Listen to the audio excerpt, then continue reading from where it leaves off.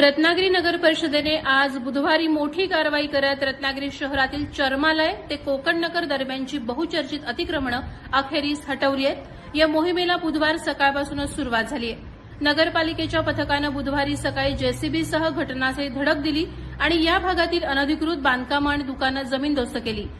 तब्बल 80 बांधकामं जमीनदोस्त करण्यात आली आहेत।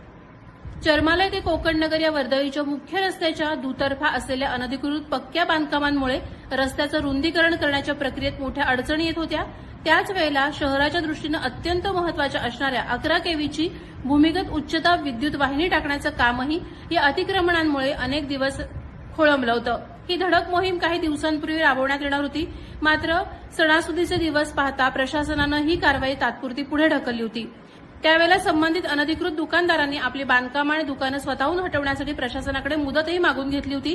त्यानंतर तब्बल महिना उलटला तरीही अतिक्रमणं जैसे थेच होती। अखेरीस प्रशासनानं कडक पावलं उचलत आज ही कडक भूमिका घेतली आहे। बुधवारी सकाळीच नगरपालिकेचे अधिकारी आणि कर्मचारी जेसीबी मशीन आणि आवश्यक त्या फौजफाट्यासह चर्मालय कोकणनगर परिसरात दाखल झाले। कोणतीही पूर्वकल्पना न देता थेट कारवाईला सुरुवात झाली। अनधिकृत बांधकाम करणाऱ्यांची यावेळेला मोठी धांदल उडाली।